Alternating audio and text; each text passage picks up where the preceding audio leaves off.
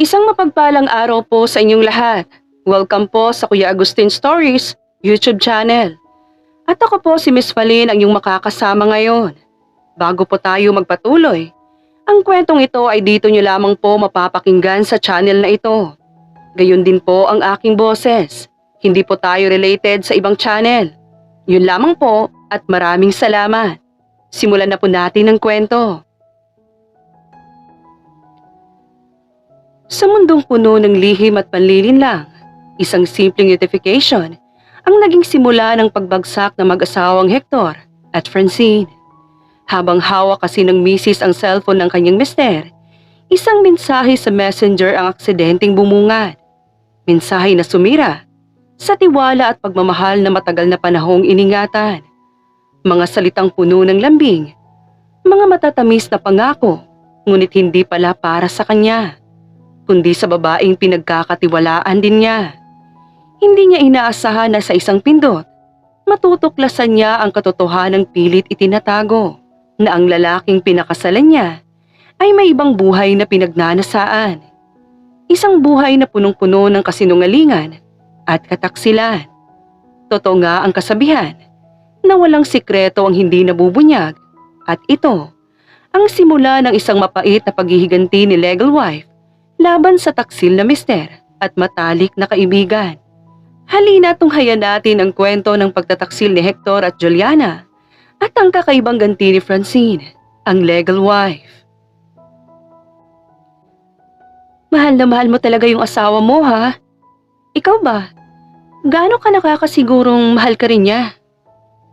Tanong kay Francine ng matalik na kaibigan na si Juliana. Ngumiti na si Francine bago sumagot. Alam ko na mahal niya rin ako, dahil ramdam ko naman. Sagot niya sa seryosong boses. Mag-iisang taon na sila sa susunod na buwan bilang mag-asawa. Hiling lang niya hindi ito magbago ng pakikitungo sa kanya at huwag siyang lokohin o saktan. Dapat lang. Siya nga pala, saan ngayon nagtatrabaho ang asawa mo? Doon pa rin ba sa dating kumpanya? Tanong ng kaibigan. Bakit mo naman naitanong? Nag-apply kasi ako doon. Natanggap ako kaya doon ang bago kong papasukang trabaho. Masayang kwento ng kaibigan sa kanya. Isa kasing HR manager sa kumpanya ang asawa niya. Samantalang siya ay nasa bahay na lang. Isa pa, ay galing naman siya sa mayamang pamilya, kaya nasanay siyang minsan lang kung magtrabaho sa mismo at sarili nilang kumpanya. Kung saan nagtatrabaho ang kanyang asawa, na ngayon pati na rin ang kaibigan niya. Ang hindi alam ng kaibigan niya ay siya ang CEO ng kumpanya, at ang CEO ay ang kanyang nakakatandang kapatid na lalaki. Ganun ba? Congrats kung ganun. Matipid ng ngiting sabi niya para sa kaibigan. Mauna na ako. May asikasuhin pa kasi ako sa bahay. Mabilis niyang paalam at tumayo. Nag-iwan rin siya ng pambayad sa kinain nila rito sa coffee shop. Pwede bang ikaw na lang mag-abot nitong pambayad? Hindi na niya hinintay ang sagot nito at basta na lang umalis. Ewan ba niya? Basta na lang siyang nabad trip sa kaibigan. Pauwi na siya nang tumawag ang asawa niyang si Hector. Hi honey, kumusta ka? Balita ko nagkita kayo ni Juliana. Agad na bungad sa kanya ng asawa. Napakunot noon naman siya sa pagtataka. Hello honey, yes. Paano mo nalaman? Usisan niyang tanong. Natingilan naman ito sa kabilang linya. Nabanggit ni Juliana sa chat. Nag-chat kasi siya at nagtanong sa akin tungkol sa trabaho dahil dito na raw siya magtatrabaho. Paliwanag ng asawa na ikinatahimik niya. Ganun ba? Mamaya na lang ulit tayo mag-usap at nagdadrive ako. Pagtapos magpaalam ay pinatay na niya ang tawag. Malalim siyang napabuntong hininga. Bakit ba ako nakakaramdam ng hindi maganda? Nabalitaan lang naman niyang dito na rin magtatrabaho si Juliana. At isa pa ay magkaibigan kami matagal na. My husband loves me. Pagkausap niya sa sarili, animong kinukumbinsi ang sarili para maniwala. Nang makauwi ay agad siyang sinalubong ng mga kasambahay at binati. Yaya, pwede ba akong tumulong para magluto sa inyo? Tanong niya.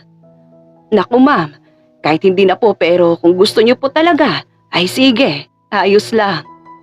Sagot nito, habang bahagyang natatawa sa gawin ni Francine na bihirang makita sa kusina. Tahimik na napatingin si Francine sa mga sangkap sa mesa. Hindi siya sanay sa ganitong gawain, pero may kung anong init sa dibdib niya habang iniisip si Hector. Gusto ko pong matuto, mahinang sambit niya habang hinahalo ang mga gamit sa mesa. Bukas po kasi gusto kong dalhan at sorpresahin si Hector sa opisina niya. Ngumiti siya. Ngunit sa likod ng ngiting yon ay may halong kaba at pananabik na hindi niya maipaliwanag. Sana matuwa siya. Sana magustuhan niya. Sana, kahit sa simpleng bagay na ito, sana. Ngunit sa isang sulok ng kanyang isip, may maliit na boses na tila bumubulong ng pagdududa. Isang pakiramdam na pilit niyang isinasantabi. Matapos niyang magluto, maingat na inilipat ni Francine ang mga pagkain sa mga lalagyan. Isa-isa niyang inayos ang mga ito sa eco bag. Tila ba ang bawat galaw ay may halong excitement at kaba. Iyaya, sigurado ka bang tama lang ang timpla nitong sinigang na baboy ko?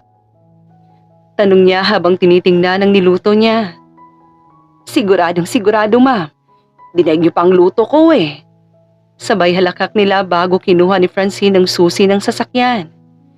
Nang marating na niya ang gusali ng kumpanyang pinagtatrabahuan ni Hector, sandaling natigilan si Francine sa tapat ng mataas na building.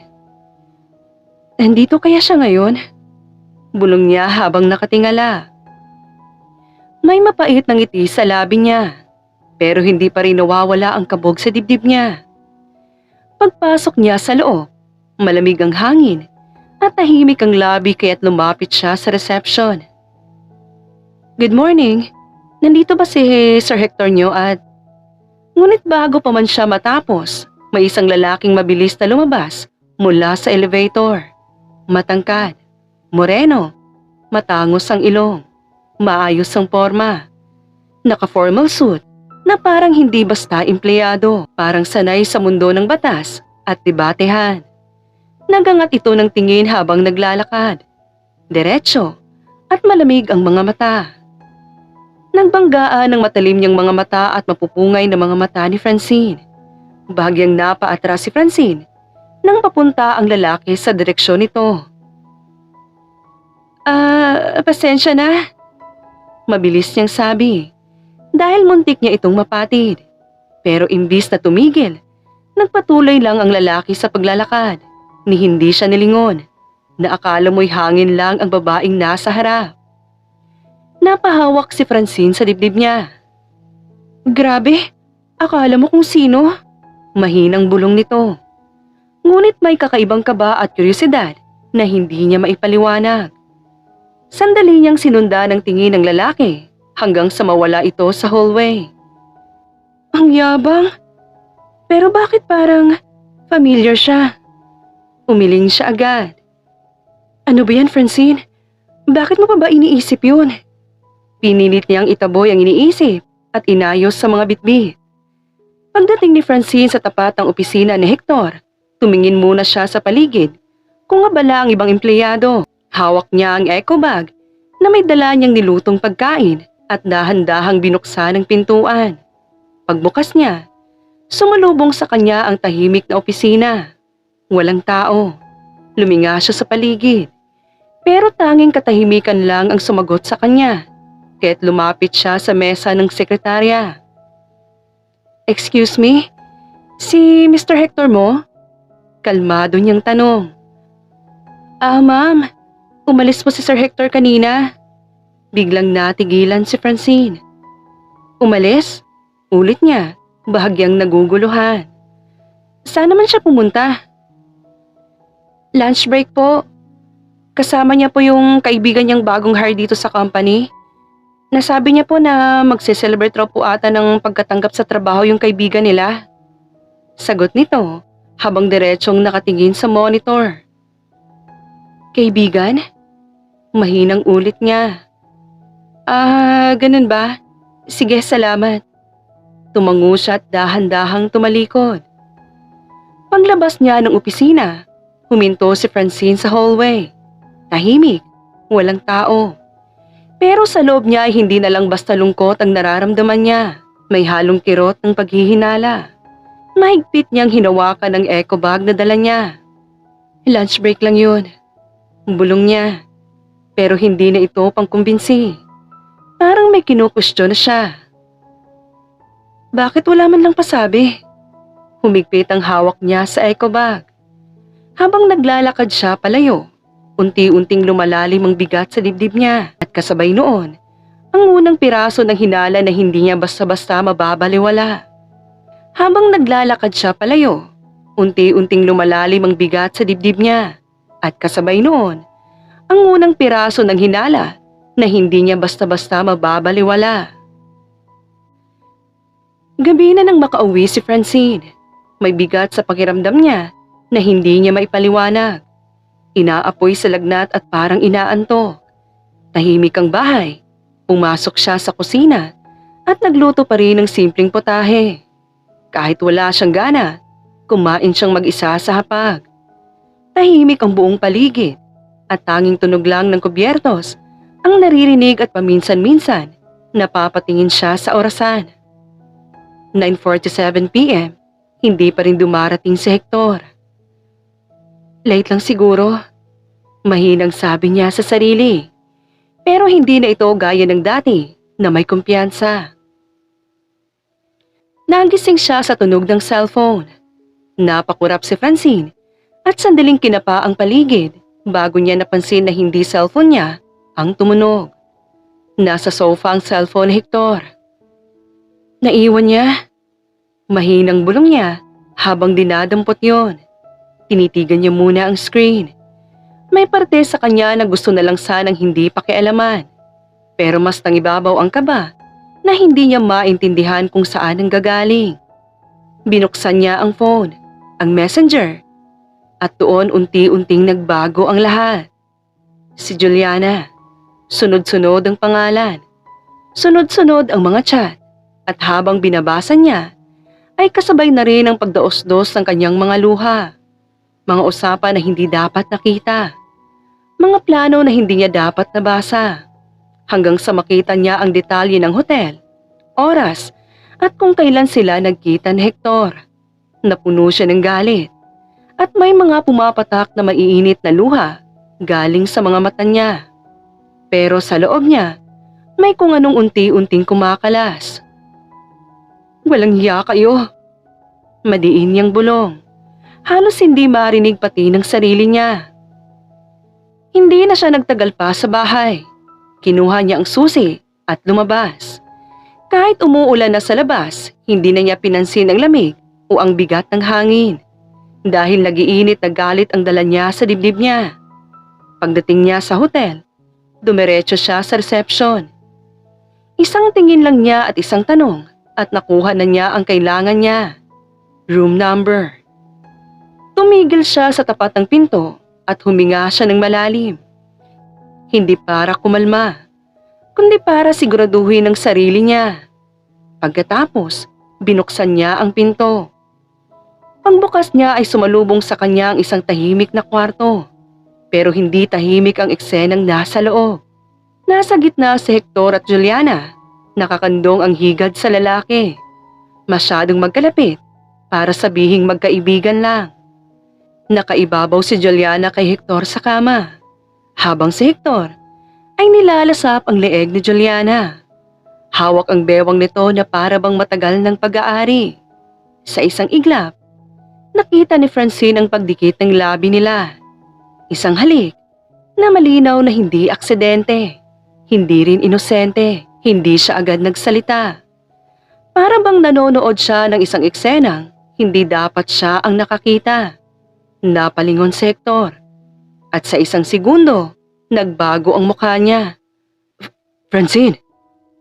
Hindi na siya nakapagpigil. Isang hakbang lang ang pagitan nila bago tuluyang sumabog ang lahat ng kinikimkim niyang galit. Sinunggaban niya si Juliana sa galit. Hinila niya ang buhok nito habang nanginginig ang kamay niya sa halo-halong emosyon. Malandi ka! Sigaw niya. Boses basag ngunit puno ng galit. Napaatras si Juliana habang pilit kumakawala. Pero si Francine, parang wala na sa sarili sa bigat ng nararamdaman. Tumigil ka na, Franz! Ano ba? Hindi ka na niya mahal kasi hindi ka naman magaling sa kama. Isang malakas na sampal ang ibinigay ni Francine at pinunit ang damit na nakatakip sa katawan ni Juliana. Mangiyak-ngiyak si Juliana habang pilit kumakawala. Pero si Francine, parang wala na sa sarili sa bigat ng nararamdaman. Lumipat ang tingin niya kay Hector at doon, bumagsak ang lahat ng pasensya niya. Ginawa mo akong tanga! Sigaw niya. Umaalingaw-ngaw ang boses niya sa buong kwarto. Si Hector naman ay hindi alam ang gagawin. Pilit umaawat pero halata ring naguguluhan at natatakot sa biglayang pagsabog. Wala na! Mariin niyang sabi. Humihingal na. Tapos na ako sa inyo! Tiningnan niya silang dalawa na parang sinusunog na niya sa isip niya ang mga ito. Wala kang makukuha sa akin! Kahit isa! Diin ito, sabay tumalikod siya at mabilis na lumabas ng kwarto. Hindi na pinansin ang sigaw sa likod niya. Paglabas niya ng hotel, sinalubong siya ng malamig na ulan. Wala siyang pakialam. Naglakad siya ng mabilis. Nilalakad patungo sa parking lot. Basang-basa ang buong katawan at nanginginig ang loob niya sa halong galit, sakit at pagod. Pero habang papalapit siya sa kotse, biglang bumigat ang paligid niya. Umiikot ang paligid niya at lumabo ang paningin niya. Aray ko! Mahina niyang bulong. Hawak ang ulo niya hanggang sa unti-unti nang nagdilim ang paningin niya. At tuluyan siyang nawala ng malay sa gitna ng malakas na ulan. Nang magmulat si Francine, ibang katahimikan ang sumalubong sa kanya. Kundi isang mabigat na katahimikan na isang hindi pamilyar na kwarto.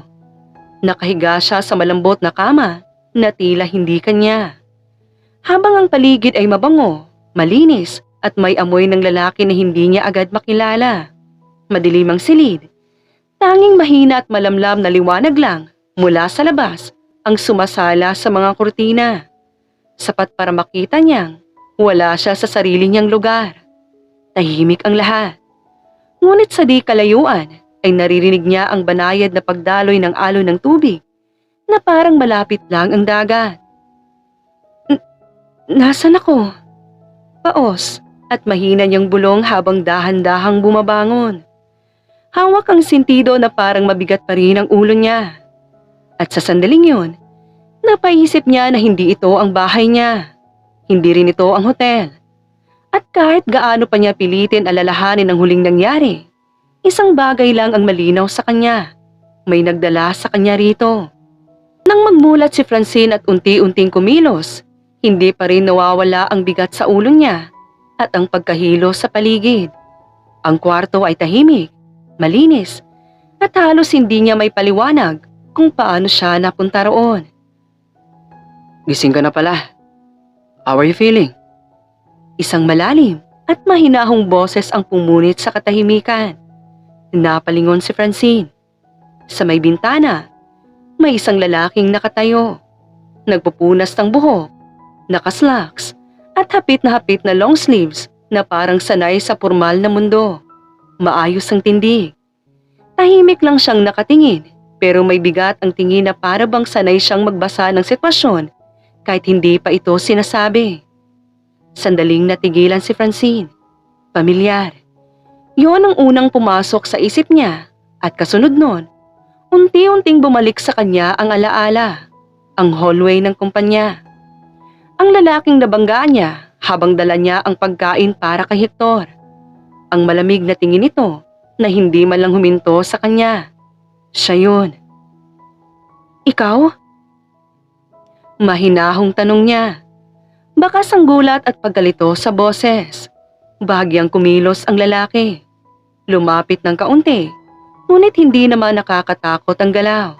Maingat, parang alam niya ang ginagawa niya. Hindi ka pwedeng basta umuwi ngayon.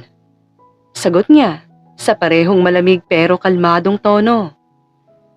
Nilagnat ka sa gitna ng ulan. Bumagsak ka sa daan. Napakurap si Francine. Pilit inaayos ang isip niya. Bakit mo ako tinulungan? Tanong niya. Mas maingat na ngayon. Mas alerto. Saglit siyang tiningnan ng lalaki bago siya sumagot. Tila pinag-aaralan muna ang itsura ni Francine. I'm Knight Chavez. Mahinahon niyang pagpapakilala. Malamig ang boses pero direkta ang tingin. So, now tell me, anong pumasok sa isip mo at sumugod ka sa ulan kagabi na ganyan ang kalagayan mo? Medyo iritadong boses ang pagkakasabi. Huminga ng mabagal si Francine. Pilit inaayos ang sarili kahit mabigat pa rin ang pakiramdam niya. May kailangan pa akong makita. At nakita ko na. Sabay iwas ng tingin. Parang ayaw na niyang balikan pa ang nangyari. Sandaling katahimikan ang bumalot sa pagitan nila. Pwede mo na ba akong ihatid sa bahay? Dagdag niya pagkatapos. Mas kalmado ang boses, pero halatang pagod. Maaga pa. Eat your breakfast first, then we deal with everything else. Pagdedema nito. Hindi na. May mga bagay pa na kailangan kong ayusin. Sagot niya, mas matatag na ngayon. Humakbang si Knight ng kaunti. Nakapamulsa. Nakatingin pa rin sa kanya na parang iniintindi ang bawat salita. Ano nga ayusin? Nakakunot ang noo nito. Malamig, pero interesado. Huminga ng malalim si Francine bago sumagot. Magpa-file ako ng divorce. Diretsong sabi niya. Nahuli ko kasing may kinakalantaring asawa ko. Sandaling hindi kumibo si Knight at parang hindi na bago sa kanya ang ganitong sitwasyon. At bakit parang lalim naman ang iniisip mo? Tanong niya, mas mababa ang boses ngayon. Mas seryoso. Filing divorce is the least complicated step in this situation. Dagdag pa nito, sabay lagay ng food tray sa tabing mesa ni Francine. Because I don't have a choice. Sagot niya agad. At wala rin akong mahanap na abogado na pwedeng tumulong sa akin. Nag-angat ng tingin si Nay. Lahat ng kilala kong abogado, galit sa pamilya ko. Kaya paniguradong ayaw rin nila sa akin. May bakas ng kalungkutan ng boses nito. Sandaling katahimikan ulit. Kung ganun, ako na. Napatingin agad si Francine sa kanya. Ha? Naguguluhang tanong nito. Saglit siyang tiningnan ni Knight. Kalmadong ekspresyon. Nakala mo'y hindi niya lang basta sinasabi yon, kung hindi isang desisyon na matagal na niyang kayang panindigan. Hindi mo na kailangang maghanap ng abogado. Nandito naman ako. Humakbang siya ng kaunti. Nakapamulsa. Boses steady. At malamig pa rin pero mabigat na ngayon. I've only been in legal practice for 2 years. Pero nasa corporate litigation na ako agad. I've won 11 out of 12 cases I've handled. 2 of those were against powerful families who thought they were untouchable. Ika nito na ikinabilib naman ni Francine. Sandaling tumigil siya sa katumingin ng diretso kay Francine. Hindi dahil naawa ako sa'yo. Tutulungan kita dahil kaya ko. Hindi agad nakasagot ang babae. Sa kabila ng gulo ng isip niya, may kung anong magaan sa presensya ng lalaking kaharap niya. Pagkatapos noon, hinatid na siya ni Knight sa bahay niya. Salamat sir. Maikling sabi niya. Bahagyang natawa si Knight. I'll just text you when and where we'll talk about your plan. Also, just call me Knight. Sabi nito. Tumungo lang si Francine bago tuluyang pumasok sa loob ng bahay na siya namang pag-alis ng kotse ni Knight. Pagkapasok pa lang niya sa loob, agad na sumalubong sa kanya ang magulong itsura ng sala. Mga kasambahay na madaling inayos ang mga kalat. At sa gitna nito ay si Hector, halatang hindi nakatulog at punong-puno ng pagsisisi ang mukha. Lumapit ito sa kanya. Magsasalita na sana siya, ngunit kahit hindi pa ito nagsasalita, ramdam na ni Francine ang desperasyon sa kilos nito. Honey, please, makinig ka muna. Paos ang boses nito. halatang pagod at kinakabahan. Hindi ko sinasadya na umabot sa ganito. Nadala lang ako. Sandaling tumigil si Francine. Hindi siya agad nagsalita. Ganyan na ba kakatiyang ari mo para madala sa ganun? Mahinahon, ngunit matigas ang boses niya. Lumayas ka na rito. At ipapahatid ko na lang sa'yo mga papeles na kailangan mong pirmahan. Wala nang galit sa tono niya. Mas nakakatakot dahil desidido na ito sa sinabi at hindi na siya naghintay ng sagot. Tumayo siya at tuluyang umakyat. Iniwan si Hector na nakatayo sa gitna ng magulong sala. Tahimik ang mukha, ngunit halatang napalitan na ng mabigat na galit habang humihigpit ang kamao niya at nakatingin sa hagdan. Makalipas ang ilang buwang pagmumukmok, naisipan ni Francine na ayusin ang sarili niyang buhay at magsimulang muli. Pinagpatuloy niya ang matagal niyang naiwang pangarap, ang pag-aaral ng Bachelor of Science in Physical Therapy. Isang kursong hindi niya natapos noon dahil sa depresyon at sunod-sunod na pressure ng relasyon niya kay Hector.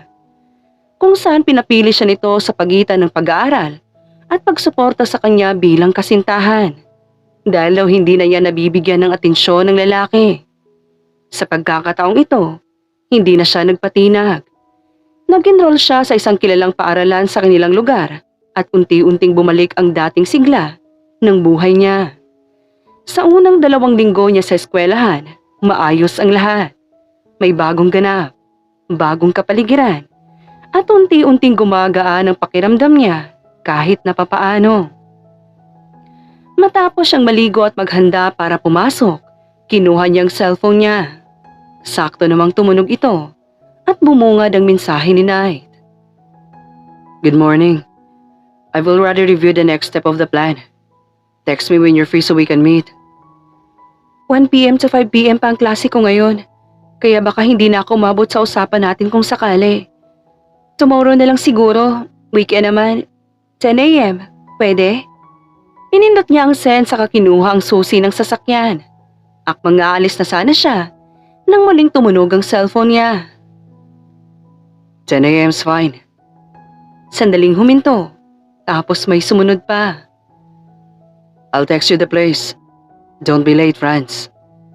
Sa eskwelahan, abala si Francine sa group activity nila kung saan may demo sila ng patient assessment at siya ang naging lead presenter dahil sa maayos niyang pagpapaliwanag at kumpiyansa sa pagsasalita.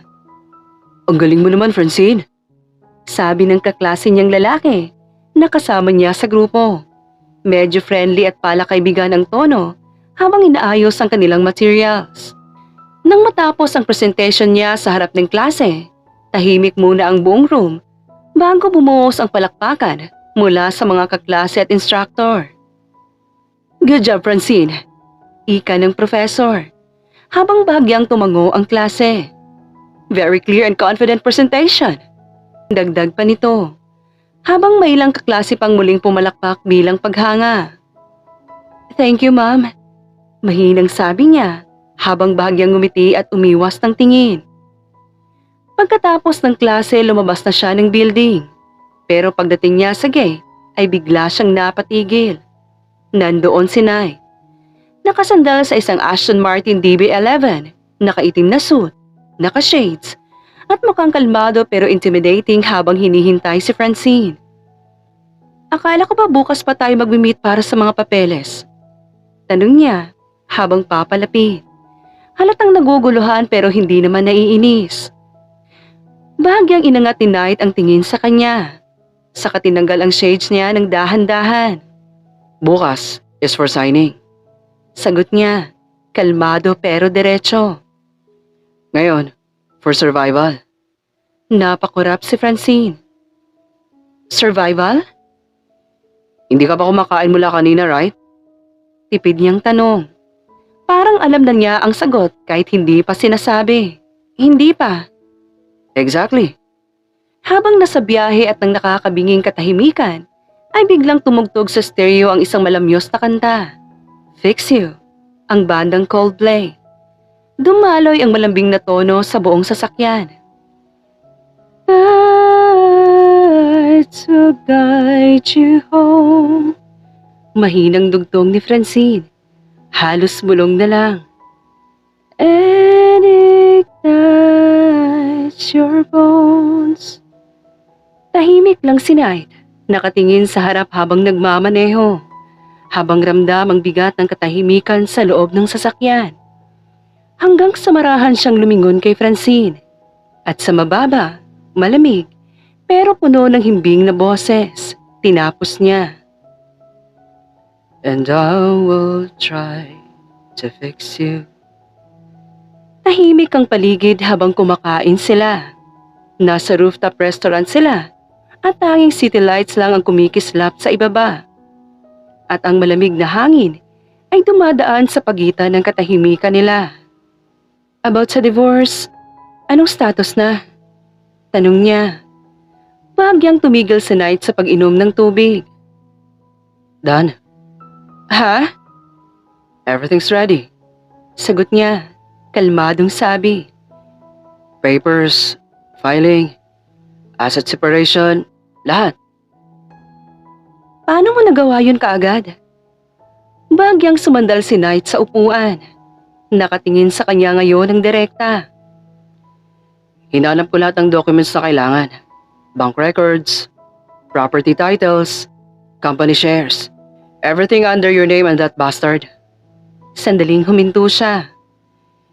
Hindi kanya basta-basta mahawakan sa kahit ano. I've already cleaned it up for you. Sandaling katahimikan uli. Hanggang sa bahagyang sumandal si Francine sa upuan niya at naparami na ang nainom nitong alkohol. Nakatitig kay Nay, na para bang ito ang nagpaparamdam sa kanya ng kakaiba. Attorney ka ba talaga o may hidden illegal talent ka pa? Mahinang biro niya. Unang beses na gumaan ang tono niya. Bagyang sumilip ang ngiti sa labi ni Nay. Illegal talent? It would probably be in bed. Sabay ngisi. If Knight, wasn't the one sitting here with you right now, would you still be looking at me like that, Francine? Sabi nito, habang nakatitig sa babae na akala mo hinuhubaran nito. Hindi na mapigilan ang tensyon sa gitna ng dalawa, kaya umalis si Francine upang magbanyo sana. Ngunit nahigit na siya ni Knight at niyakap sa likod habang hinahalika ng leeg nito na siya namang ikinahina ni Francine. Halos hindi na sila makaabot sa sasakyan dahil sa labis na panghihina ni Francine sa halik ni Knight. Nang makarating sila sa loob ng sasakyan, ay hindi na nagsayang pa ng oras si Francine. Umibabaw siya sa hita ni Knight at itinulak ng paulit-ulit ang sarili sa ibabaw nito habang pinapaulanan nito ng halik sa kanyang dibdib na ngayon ay wala ng suot. She moaned, quickly undoing the button of his shirt. Her hand drifted down his chest, reaching lower until she found what she was looking for. Francine tugged the zipper down in one fluid motion. Damn, I've never seen anything this huge before, she whispered. Without waiting another second, she gave him a blowjob, tasting him deeply. Knight let it out a low, rough groan, losing his grip on his self-control. He pushed the car seats back to make room. He slid her uniform skirt off and laid her down, pulling her legs wide apart. Francine flushed with heat and shyness as she looked down at how wet and ready she was for him. Holy shit, baby. You're soaking. Fuck. Knight lay between Francine's thighs. She felt so many things at once. Loving away, his tongue felt against her skin. Knight massaged her breast with one hand, while his fingers traced over his sweet spot. He kept licking his wetness that flowed from her. Then, Knight leaned up to kiss her lips, deeply, as he pushed 2 fingers inside her. Patuloy ang sabik na pag-agos sa gitna ng hita nito. Damn, you're so hot in your uniform, aren't you? Knight, please, I'm begging you. Enter me like you own me. Like I own you? No, I don't own you. With that, he pushed deep into Francine's wetness. Knight pushed in and out of her again and again, moving with such wild hunger, as if he was afraid she might run away. He was completely losing himself in her. Tila ba'y natauhan si Knight kahit idiniin ito ang pagkalalaki at binilisan pa. kasabay ng pagngilid ng luha ni Francine na hindi lang dahil sa sakit, kundi sa halo-halong saya, pagnanasa, at sasarap. A warm liquid flowed down Francine's thighs na siyang kasabay ng pagyakap sa kanya ni Nay. Hinalikan siya nito sa noo at binihisan. Hindi na niya kinaya ang pagod sa nangyari, kaya't nakatulog sa buong biyahe si Francine hanggang sa inihatid siya ni Knight sa bahay nila na sinundo naman ng kanyang mga katulong. Kinabukasan, ay hirap na maglakad si Francine nang bumaba ng hagdan at napansin ito ng isa sa mga katulong. Ma'am, ayos lang po ba kayo? Kaya niyo po bang pumasok ngayon? Opo, Manang. Maaga po pala akong aalis ngayon at may lalakarin po akong mga papeles. Sige po, ma'am. Napakunot noo si Francine ang tingnan ng kanyang cellphone at may mensahe mula kay Knight ang bumungad sa screen. 8 a.m. Lumiri Bakery. Don't be late. I still have some errands to do after. Saglit na napatigil si Francine. Tila nagulat dahil nakuha pa nitong mag-text matapos ang nangyari kagabi. Lasing man si Francine ang nangyari yon, ngunit alam na alam pa rin niya ang bawat detalye ng mga nangyari. Ngunit sa huli, ay napabuntong hininga na lamang siya at kumain para makaalis ng maaga. Maaga pa lamang, ay nakarating na si Francine sa bakery. Tahimik pa ang paligid at kakaunti pa lamang ang mga tao. Umupo siya sa isang sulok, halatang hindi mapakali habang hinihintay ang pagdating ni Nay. Ilang minuto pa ang lumipas nang bumukas ang pinto at pumasok si Knight. Agad itong napansin si Francine at diretso itong naglakad papunta sa kanya. You're early. Bahagyang napayuko si Francine at iniwas ang tingin. Ayoko lang malate at saka may mga gagawin pa ako after. Umupo si Knight sa tapat niya, seryoso ang mukha habang nakatingin dito. Sandaling katahimikan ang namagitan sa kanila. About last night. Napahigpit ang hawak ni Francine sa kanyang bag. Let's not talk about it here. Napakunot noo si Knight, ngunit hindi na ito nagsalita pa. Salay pa'y sumandal ito sa upuan at tumingin sa kanya. Tila may gustong alamin. Then, tell me when. Sabay ngiti nito. Lalong naging mabigat ang hangin sa pagitan nila. Parang parehong may gustong sabihin pero walang gustong maunang magsalita. About the divorce, I already sent the papers to my assistant. Hector has them. Signature na lang niya ang hinihintay. Ang bilis naman. Isn't that what you wanted? Hindi agad siya nakasagot. Oo. Napansin ni Knight ang pag-iwas niya ng tingin. You don't look happy. Napatingin si Francine sa kanya. Nagulat sa tono nito. Ha? Hindi. What? Still hang up on him? Baka sa tono nito may pagkairita. Bahagyang natigilan si Francine. Hindi ah. Then, why do you look like that?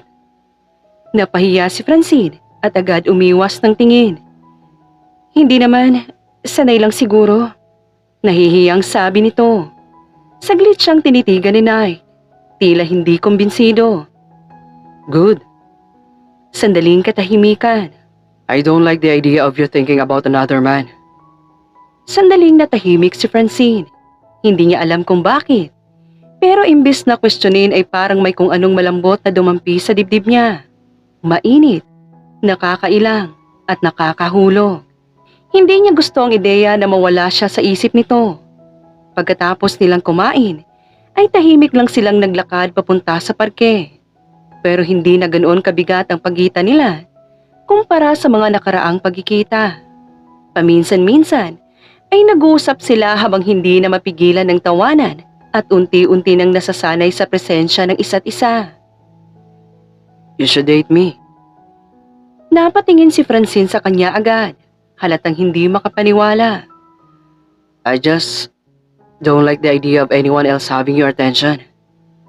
Namumula nitong sabi, sabay iwas ng tingin. Napakurap si Francine. Mas lalo siyang naguluhan sa inaasta ng lalaki, samahan pa ng mas mabagal na boses nito. Mas totoo, at mas hindi niya maipaliwanag. At sa unang pagkakataon, Nasilayan na ni Francine ang nakatagong ngiti sa gilid ng mga labi ni Knight na naging dahilan din para mapangiti siya. Pagkagising ni Francine, bumungad sa kanya ang sunod-sunod na text mula kay Knight. Good morning. Eat your breakfast. Don't skip it. Miss you. Napakurap si Francine. Bahagyang napangiti kahit inaantok pa. Para naman akong bata. Nag-scroll pa siya. May isa pang message. My soon-to-be Mrs. Chavez. Ang corny pala ng lalaking ito. Bulong niya. Napabuntong hininga si Francine. Ngunit hindi niya may paliwanag kung bakit hindi niya maialis ang ngiti sa labi niya habang binabasa yon. Lumipas ang ilang linggo, ay hatid sundo ni Knight si Francine sa tuwing siya ay pumapasok at pumupunta sa kanilang opisina upang magtrabaho. Lumipas ang ilang buwan, unti-unti nang naging bahagi ng araw ni Francine ang presensya ni Knight. Hatid sundo sa tuwing papasok siya at pagsundo rin pagkatapos ng mahabang oras sa opisina. Sa simula'y nakasanayan lang, ngunit kalaunan ay mas lumalim ang namamagitan sa dalawa. At sa mga sandaling yon, mas naging magaan ang mundo ni Francine. Mas madalas na siyang ngumiti, mas naging tahimik ang mga gabi niya, hindi dahil mag-isa siya, kundi dahil may taong nagbibigay ng kapanatagan sa puso niya. Isang gabi, habang nasa loob ng sasakyan, biglang nagsalita si Knight. Stay with me. Sa kondo ko. Dagdag pa nito. Kalmado, ngunit masayang sambit nito. You don't have to be alone at your place, baby. Saglit na natahimik si Francine.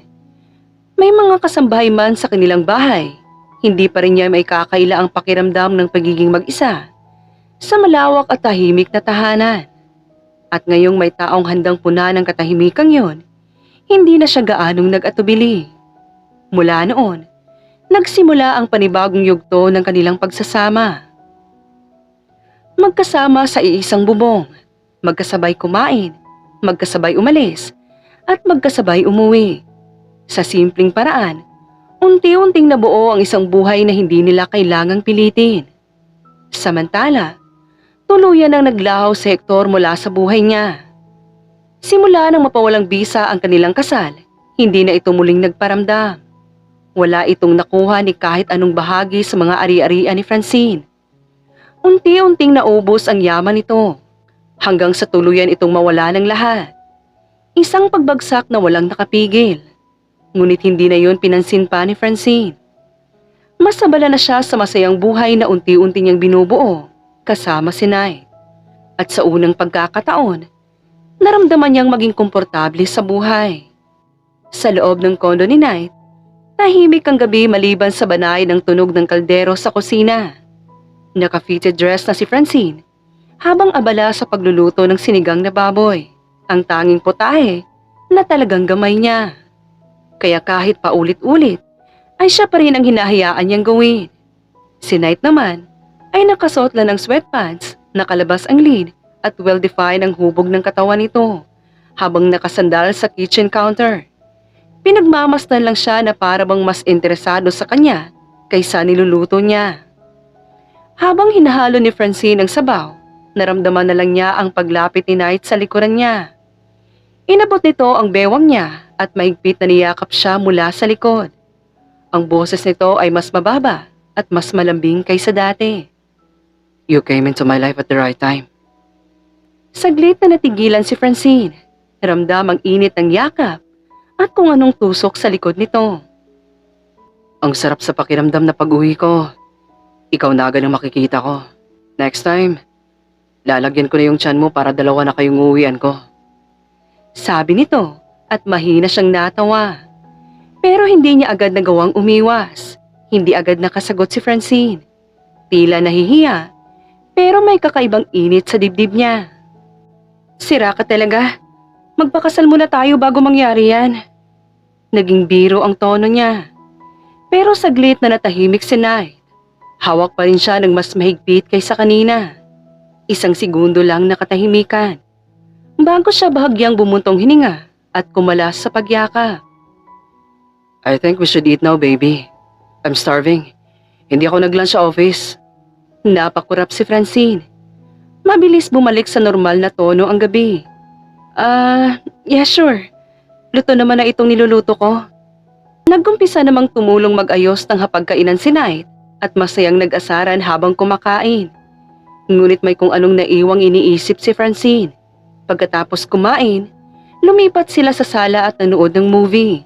Nakahiga si Francine sa sofa habang si Knight ay nakaupo sa dulo. Minsan hinahaplos ang buhok niya kapag inaantok na ito. Hindi na malaya ni Francine na unti-unti na siyang nakatulog. Nagising siya bandang 1:00 ng madaling araw. Tahimik ang sala. Bukas pa rin ang TV na may mahina ng ilaw. Pero may narinig siyang boses mula sa tabi. Si Knight na may kausap sa telepono. Come on, Veronica. Don't you dare try to ruin this. Just get your ass off my life. Sandaling natahimik si Francine. Parang may biglang bumigat dibdib niya. Ngunit hindi na ito pinansin pa. I said I'm done. Stop calling me. Naputol ang tawag. Palis na sana roon ang napansin ni Knight na may bahagyang gumalaw sa lugar nito, kaya mabilis nitong ibinaba ang phone. Kanina ka pa ba dyan, Franz? Napakurap si Francine at tumuwid ng tayo. Hindi. Kagigising ko lang. Nakatulog na pala ako. Sabi nito at nagbigay ng hilaw ng ngiti. Tinitigan siya ni Knight na parang tinitimbang kung may narinig ba ito sa usapan o wala. Oh, okay baby. We should sleep now. Anong oras na? Lumapit siya kay Francine at marahang binigyan ng halik. Tumango lang si Francine. Payapa nang natutulog si Knight at ilang oras pa bago tuluyan na ring makatulog muli si Francine. Dahil hindi tuluyang nawawala sa isip niya ang pangalan ng narinig niya kanina, Veronica. Pagsapit ng tanghali saka palang nagising si Francine. Nakaalis na rin si Knight para pumasok sa trabaho. Sandali siyang natigilan habang inaayos ang sarili. Ramdam ang kakaibang katahimikan ng lugar. Nasanay na siyang bumangon na katabi pa nito si Knight. Paglabas niya ng kwarto agad niyang napansin ang mesa sa sala. May mababango at mukhang mamahaling mga bulaklak. Halatang bagong pitas pa lang. Sa tabi nito ay isang maliit na eleganteng kahon. Lumapit siya at binuksan yon. At doon niya nakita ang isang mamahaling kwintas at sa ilalim ng kahon ay may nakaipit na papel. Dahan-dahan niya itong binuksan. I've never been more sure of anything. Take care of yourself today. I'll see you later. I love you, baby. Saglit na natigilan si Francine. Hawak pa rin ang papel. Hindi niya mapigilan ang bahagyang ngiti habang tinitingnan ang kwintas. Hawak pa rin ni Francine ang kwintas habang dahan-dahan niya itong isinuot. Saglit siyang tumingin sa salamin at hindi niya may paliwanag kung bakit parang may bigat ang ngiti niya ngayon. Ngunit bago pa siya tuluyang umupo, ay biglang umikot ang sikmura niya. Napahawak siya sa tiyan, sabay takbo sa banyo. Bahagyang napayuko habang unti-unting umaakyat ang kakaibang hilo at pagduduwal. Napapikit siya sandali. Pilit pinipigilan ang pakiramdam, kasabay ng mabilis na pagtibok ng dibdib niya. Congratulations, Mrs. You're 5 weeks pregnant. Parang tumigil ang mundo ni Francine sa narinig. Halo-halo ang nararamdaman niya. Gulat, takot, pero higit sa lahat, saya. Dahan-dahan niyang hinawakan ng tiyan niya. Sinusubukang maramdaman ang katotohanan, kasasabi pa lang sa kanya. Ngunit kasabay ng saya ay may biglang bumigat sa dibdib niya. Hindi niya alam kung bakit. May parte sa kanya na huwag sabihin kay Knight na nagdadalang tao ito. Hindi pa ngayon. Hindi pa siya handa. Napakagatlabi siya, pinipigilan ng sarili. Biglang nag-ring ang cellphone niya. Knight is calling you. Ilang segundo pa ang lumipas bago niya ito tuluyang sinagot. Hey! Hey baby, where are you? Wala ka sa bahay. Kakarating ko lang. Bahagyang natigilan si Francine. Napatingin sa paligid na para bang hinahanap ang tamang sagot. May pinuntahan lang ako saglit sa school. You didn't text me. I'll fetch you now. Agad siyang umayo sa pagkakaupo. Hindi na. Nasa daan na rin ako pa uwi. Hintayin mo lang ako. Sandaling natahimik si Knight bago muling nagsalita. Are you okay? Okay. Take care while you drive. I love you always, Franz. I love you too, Knight. Pagkababa niya ng tawag, napatingin siya sa sarili sa salamin. At sa unang pagkakataon, hindi niya alam kung mas nangingibabaw ba ang saya o ang takot sa katotohanang kailangan niya itong itago. Pagdating ni Francine sa kondo, agad niyang nakita si Knight na naghihintay sa sala. Nakaupo ito. Pero nang marinig ang pagdating ni Franz, ay mabilis itong tumayo at dinampian ng halik sa labi si Franz. My baby's finally home. Literal na your baby's home, Knight. Sabi nito sa isip. Bahagyang umiti si Francine. Pilit itinatago ang kung anong lungkot na nararamdaman nito. Baby, are you really okay? You look off. Sabay dikit ang pala nito sa noo para tingnan kung may sakit si Francine. Umiling agad si Francine, saka umiwas ng tingin. Look, I said I'm fine, Knight. Gutom lang siguro. Sandaling tinitigan siya ni Knight dahil sa tono ng boses nito. Tila hindi kumbinsido. Pero hindi na ito nagtanong pa. Sa halip, ay hinawakan nito ang kamay niya. Sakto. Let's go out. Let's have dinner outside. Sa una nating kinainan at nagkainan. Ika nito at may diin sa huling salita. Napatingin si Francine sa kanya at naguguluhan dahil matagal na rin ang inaya siya ni Knight na kumain sa labas. Let's celebrate, baby. I won the biggest case I've handled. And it's because of you. Because you kept on believing in me. Gave me the strength and support to push through. Stayed up with me kahit madaling araw na. And even made sure I had something to eat while I was working. You didn't have to do it at all. But you did. Bigkas nito at may namumuong luha sa gilid ng mata. Saglit na natigilan si Francine.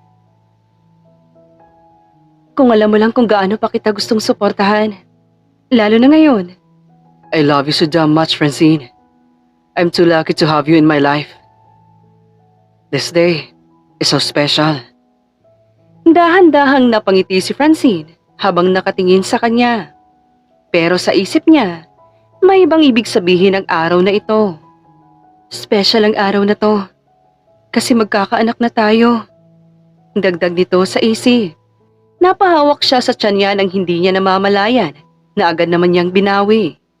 Sa loob ng mall, hawak kamay silang tumitingin ng mga gamit at damit. Hawak ni Knight sa kabilang kamay ang ilang piraso ng paper bag na pinamili nila habang si Francine ay tahimik na sumusunod. Paminsan-minsan ay lumilingon sa mga batang nadadaanan nila. Ngunit nang mapadaan sila sa isang baby section, mga gamit pambata, kusang napahinto si Francine.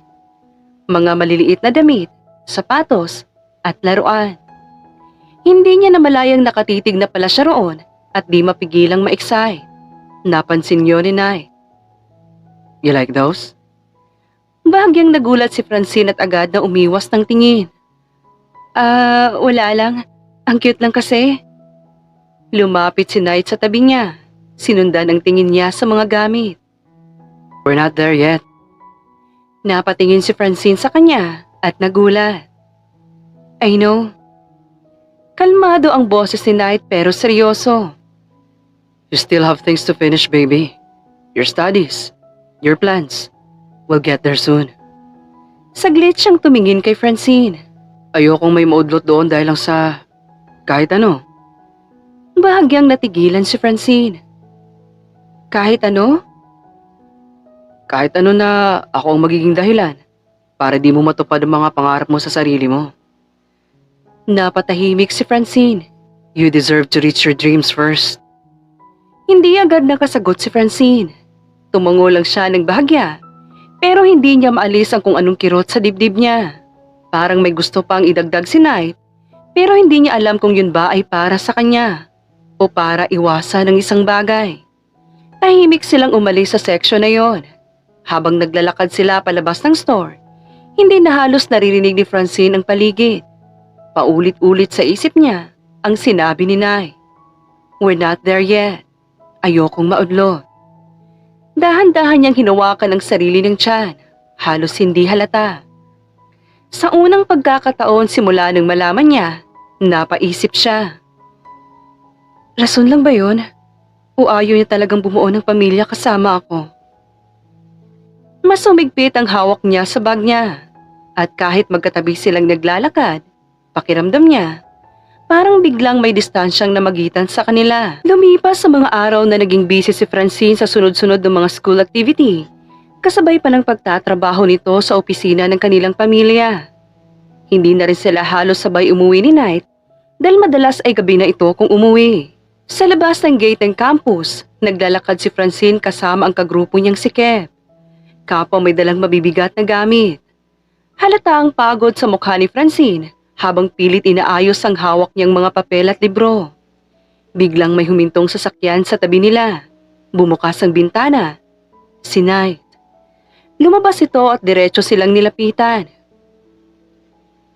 You're not answering my calls, baby. You're just with this guy lang pala?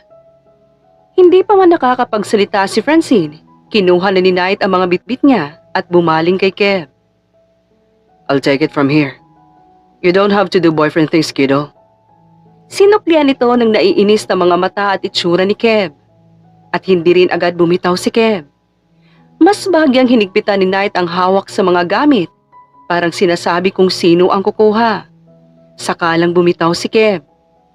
Bahagyang nag-iba ang postura ni Kev, pero umatras din.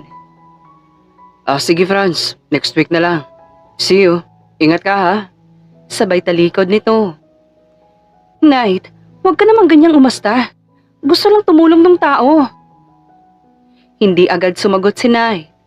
Binuksan niya ang pinto ng sasakyan bago bumaling sa kanya. You could have just called me, you know. Saglit siyang tumawa ng hilaw. And he calls you Franz, ha? How close are you two? That's so cool. Sarkastiko ang tono. Napahinga si Francine. Magsasalita na sana nang bigla itong napahawak sa sentido. Agad namang lumapit si Knight. Oh shit. Baby, are you okay? I'm sorry. Agad niya itong inalalayan at pinaupo sa sasakyan. What's going on with you these past few weeks? We should go to the doctor. No need. Pagod lang to. Kulang sa tulog. Can we just go home? Please? Saglit siyang tinitigan ni Knight bago tumango. Okay. What do you want to eat? You should eat. Kaunti lang kinain mo kanina. Sabay paandar ng sasakyan. Pagka-uwi, agad na dumiretso si Francine sa banyo.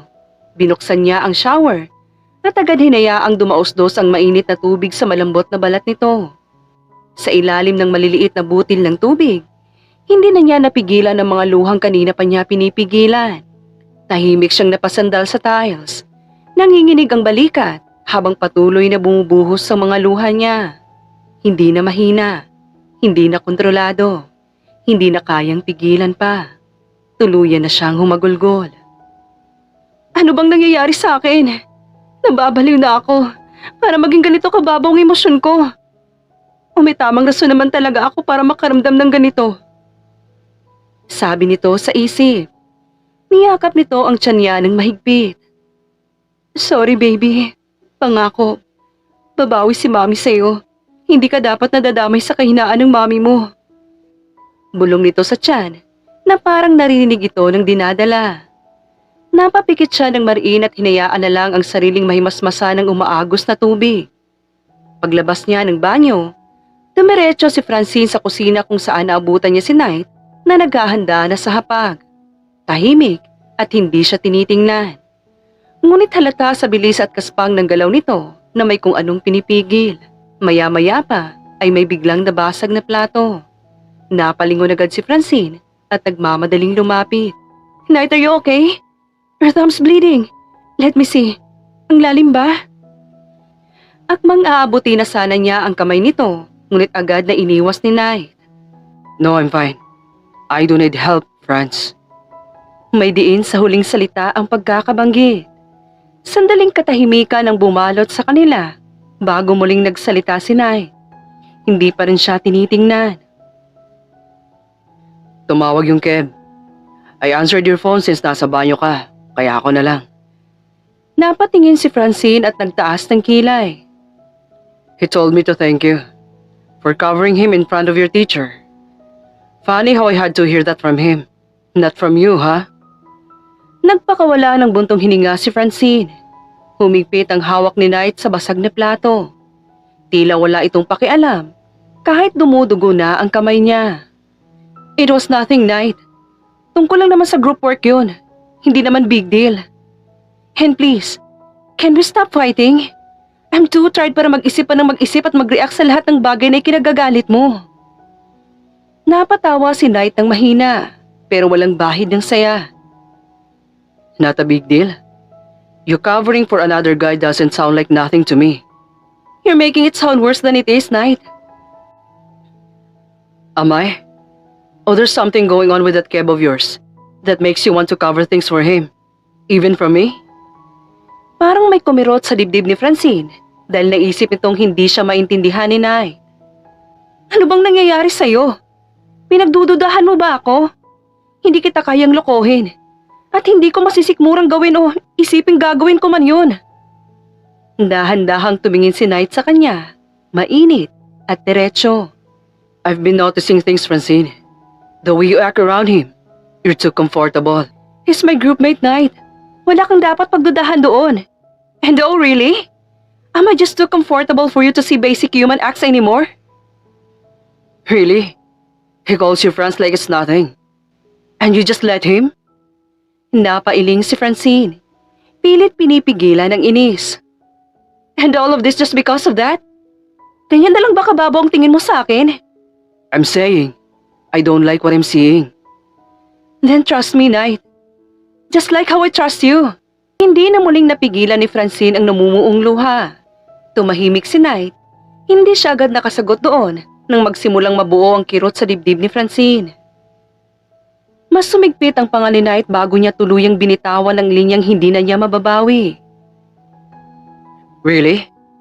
You had sex with me while we were still dragging out your divorce paper with Hector. I know you're acting like I don't have the right to question what could happen. Parang may kung anong malaking tinik ang tumusok sa dibdib ni Francine. No, don't, Knight. Don't go there. Nanginginig nitong sabi.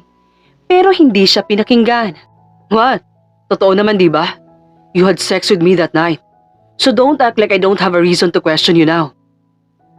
Umalingaw-ngaw ang sampal sa buong kusina. Nanginginig ang kamay ni Francine habang nakatingin kay Knight. Don't you ever use my past against me like that. Lalo na kung alam mo kung gaano kahirap para sa akin ang umalis doon. Mas lalo siyang napahigpit sa sarili niya. Tuluyan ng umagos ang luha niya. Oh, stop it, Knight. Pagkatapos ng mga umalingaw-ngaw na boses, mga salitang binitawan, hindi nito kayang harapin pa si Francine, kaya pagalit siyang tumalikod. Kinuha ang susi at tuluyang lumabas ng kondo habang si Francine ay naiwan sa gitna ng katahimikan. Nanginginig ang kamay habang hinahabol ang hininga at napahawak sa tiyan niya dahil saglit itong kumirot. Pilit niyang sinundan ng tingin si Knight pero tuluyan na itong nakalabas at sinara ang pinto. Gabi na, tahimik ang kondo pero gising pa rin si Francine. Hindi mapakali. Paulit-ulit ang pagtingin sa orasan. Iniisip niya kung nasaan na si Knight, kung bakit hanggang ngayon wala pa ito, at kung ligtas ba ito. Hanggang sa hindi na niya namalayang napagod na pala siya kahihintay at nakatulog na lang sa sofa. Maya-maya pa ay nagising siya sa tunog ng pagbukas ng pinto. Agad siyang napalingon at bumungad si Knight. Halatang lasing. Mabigat ang hakbang at magulo ang ayos. Knight? Di na ito sumagot. Lumapit agad at niyakap siya ng mahigpit dahilan para bahagyang umatras si Francine dahil sa matapang na amoy ng alak sa kanya. I'm sorry. Mahina, halos pabulong. I messed up. I should have said those things earlier. Hindi agad nakagalaw si Francine. Pilit inaabot kung galit pa rin ba siya o nag-aalala. I hate when you look at me like that. Like I'm someone you can lose. Mas sumigpit ang yakap nito. I don't want to lose you. Napapikit si Francine, pero halatang may bigat pa rin sa dibdib niya. Habang dahan-dahan siyang gumagabay kay Knight, Papunta sa kwarto para paupuin ito at asikasuhin. You know, I can stand staying mad at you, Knight. You're the only one I can love. And the only one I've ever loved this way. Bulong nito, kahit nakapikit na ang mga mata ni Knight. Matagal na pinagmasdan ni Francine si Knight habang mahimbing na ang tulog nito sa kama. Pinagmamasdan niya ang maamong mukha nito, mahabang pilik mata at mapupulang labi. Tahimik niyang tinanggal ang polo nito para palitan. Akmang tatayo na upang kumuha ng bimpo. Ngunit bago pa siya tuluyang makaalis, ay malakas na tumunog ang cellphone ni Knight. Napatingin siya at hindi nagdalawang isip na kunin ito at buksan. Sunod-sunod ang mga message na galing kay Veronica. You didn't have to drink that much. You could have stayed a little longer. Just call me whenever you don't feel okay. I can come over anytime for you, Knight. And don't worry, I won't tell Francine anything about tonight. Good night. Nanlamig ang buong katawan ni Francine at tuluyang umagos sa mga luha. About tonight? Pumunta siya kay Veronica imbis na kausapin ako. Sabi nito sa isip. Hindi niya namalayang napaupo siya sa gilid ng kama. Mabilis ang tibok ng puso niya. Masyadong mabilis. Hindi niya alam kung ano ang mas masakit. Ang posibilidad ba na may nangyari? O ang ideya na may mga bagay na hindi niya alam? You could have stayed a little longer. I won't tell Francine. Napapikit siya. Maigpit ang hawak niya sa cellphone. Nanginginig ang daliri niya. Mabilis siyang tumayo. Halos matisod pa sa pagmamadali. Hindi na niya inalintana ang suot niya, ang oras, ang dilim ng gabi. Basta ay tumakbo na lang siya palabas. Sinalubong siya ng malamig na hangin. Inilabas niya ang malakas at masasakit na hagulgol, kasabay ng sakit na nararamdaman ito, na kailanman ay hindi pa niya nararamdaman. Hindi niya kayang gawin to. Pabulong na nanginginig nitong sabi. Ayoko na. Pagod na ako. Ano bang nagiging kasalanan ko para maranasan ko ang mga ganitong bagay? Hagulgol nito. Hawak siya sa dibdib niya. Hirap na nang huminga. Lumakas ang iyak niya at mahigpit niyang niyakap ang sarili. Ang tanga ko. Ang tanga-tanga ko. Humagulgol si Francine sa gilid ng daan. Nanginginig ang balikat habang pilit niyang pinipigilan ang sarili. Ang tanga ko. Bakit ako naniwala? Mahina at wasak nitong sabi. Isang sasakyan ang dumaan, ngunit hindi niya yun pinansin. May mga yabag sa likod niya, mabagal, mabigat. Masyado kong nagpapaniwala sa gagong lalaking kinakasama mo ngayon. Mababa ang boses nitong sabi, ngunit may diin. Parang may malamig na tubig na ibinuhos sa kanya. Dahan-dahan siyang napalingon. Nanlaki ang mata niya. Hector? Napatayo siya agad at napaatras ng bahagya. Bakit ka nandito? Lumapit si Hector. May kakaibang ngiti sa labi, galit at panggigigil ang nakapinta sa mukha nito. Kukunin ko lang yung dapat na sa akin, Francine. Napailing si Francine. Pilit pinatatag ang sarili kahit nanginginig ang kamay niya.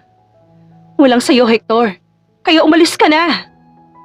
Tumawa ito ng mahina. Wala. Isang hakbang pa ang inilapit nito. Iniwan mo ako nung wala. Naubos ang lahat ng meron ako. Tapos sasabihin mong wala. Kasalanan mo yon. Hindi akong sumira sa buhay mo. Hindi na niya natapos. Biglang hinablot ni Hector ang braso niya. Hector, bitawan mo ako! Ngunit mas sinigpitan pa nito ang hawak. Tumigil ka! Pinilit siyang ipasok sa sasakyan. Halos hindi na siya makagalaw sa gulat at takot. Pagkatingin niya sa loob, may isang babae. Nakasalamin at itim na suot. Veronica, eto na. Nagising aso si Hector. Finally, bahagya itong yumako. Sarkastikong ginagalang si Francine. Nice to meet you, Francine. May kung anong kakaiba sa paraan ng pagbigkas niya ng pangalan niya. Anong ginagawa niyo? Mahina, ngunit may bakas ng takot ang boses nito. Ngunit bago pa siya makagalaw, may ipinatong sa ilong niya. Matapang na amoy na naging sanhi para manlabo ang paningin niya. Mabigat ang katawan niya nang magising. Masakit ang bawat galaw. Nakaupo sa malamig na sahig at madilim ang paligid. Agad niyang naramdaman ang sakit ng kanyang brasong may mga galos. Nang biglang may marahang tunog ng takong ang lumalakad. Gising na pala ang prinsesa. Sabi nito habang may yosing nakaipit sa gitna ng daliri. Dahan-dahang lumapit ang babae. Lumitaw mula sa dilim. Ikaw palang babaeng gumulos sa lahat. Huminto ito sa harap niya. Nakatingin mula ulo hanggang paa. Hindi ka naman pala ganun ka-special. Anong sinasabi mo? Hindi ko alam kung nagtatanga-tangahan ka lang ba. O talagang wala kang alam eh. Ingrata. Parang may kumurot sa puso ni Francine. Parte ka lang naman ng plano ni Knight against your family. Una pa lang. Simula nang iligtas kanya nang nawalan ka ng malay sa gitna ng ulan. At mukhang nahulog ka naman agad. Napapikit si Francine dahil mukhang totoo nga ang sinasabi nito. Dahil alam niya ang nangyari ng gabing yon. Hindi siya nakasagot. Hindi yan totoo. Umalingaw-ngaw ito sa loob. Ano? Hindi ka pa rin maniniwala? Pairalin mo naman yung katangahan mong babae ka? Isang malakas na sampalang natanggap niya kay Francine. Akmang kukuha ng tubo si Veronica upang ipalo kay Francine dahil punong-puno na ito. Nang may biglang umalingaw-ngaw na putok ng baril. Napalingon si Veronica. Sumipa ang pinto at bumunga doon ang mga pulis at sinay. Magulo, mabilis sa mga pangyayari. Francine! Sigaw nito. Napatingin si Francine halos hindi makapaniwala. Knight! Sa gitna ng kaguluhan ay unti-unti na silang nahuhuli, kaya't agad na sinubukan ni Hector agawin ng baril sa isa sa mga pulis. Isang maling galaw ay hindi nito sinasadya na naitapat kay Francine at natamaan ito sa braso. Napahawak si Francine sa braso niyang diretsong tumutulo ang dugo. Fuck! Tumakbo siya papunta sa kanya. Sinalo ang pagbagsak nito dahil hindi niya kinaya ang pagod nito at ang sabay-sabay na natatamong paghina ng kanyang katawan. Stay with me. Please, stay with me. At tuluyan ang tumahimik ang paligid at dumilim ang paningin ni Francine. Mahinang makina, nakasisilaw na ilaw at amoy ng antiseptic ang unti-unting sumalubong kay Francine. Habang mabigat ang buong katawan niya at dahan-dahang nagbubukas ang kanyang mga mata. Malabo pa ang paningin niya sa una. Paikot-ikot hanggang sa tuluyan na itong luminaw. At ang unang nakita niya ay si Knight. Pagod, gusot ang itsura at namumugto ang mga mata na halatang matagal nang hindi natulog. Habang mahigpit itong hawak ang kamay niya na para bang takot na takot siyang mawala.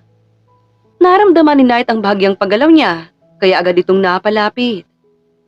Baby, you're awake. Mahina, ngunit malambing nitong sabi. Biglang tumulo ang luha nito. Thank God. How are you feeling now? Ngunit hindi nagtagal. Unti-unting bumalik kay Francine ang lahat. Ang gabing yun, ang message ni Veronica. At ang sakit na kasabay ng mga alaala. Nanigas sa mukha niya. Dahan-dahan niyang binawi ang kamay niya mula sa pagkakahawak ni Knight. Napansin yun ng lalaki. Baby, what's wrong? Tumingin siya rito, puno ng sakit. Kailan mo pa ako ginagamit, Knight? What? Huwag mo na nga akong lokohin. Hindi ka na ba naawa sa kalagayan ko ngayon? Sinabi na sa akin ni Veronica. Lahat. Sabay tingin nito kay Knight nang may namumuong luha. Nanlaki ang mga mata ni Knight. Ginamit mo lang pala ako para maghiganti sa pamilya ko. Dahil ano? Pride? Hindi mo na ipanalo ang kaso mo laban sa kanila. Napailing siya, pilit pinipigilan ng emosyon. Pero bakit ako pa? Tuloy-tuloy ang pagpatak ng luha niya. Minahal kita, Knight. Minahal kita, Knight. Naging tapat ako sa'yo. Ibinigay ko lahat kahit pa ikaubos ako nito. Mas lalong bumigat ang hangin sa pagitan nila. Gusto kita makasama sa buong buhay ko. Gusto kong ayusin yung buhay na ipinagkailan sa'yo ng pamilya mo. Saglit siyang napapikit bago muling tumingin sa kanya. Ano pa bang dapat kong malaman bago matapos itong kalokohan natin? Tahimik si Nay. Hindi siya agad nakapagsalita. Para bang nilalamo ng sariling galit at pagsisisi. Sa wakas, huminga siya ng malalim. It's true. Napapikit si Francine. Galit ako noon. Sobra. Yung kasong hinahawakan ko tungkol sa pagkamatay ng mama ko. At pamilya niyo ang nasa likod.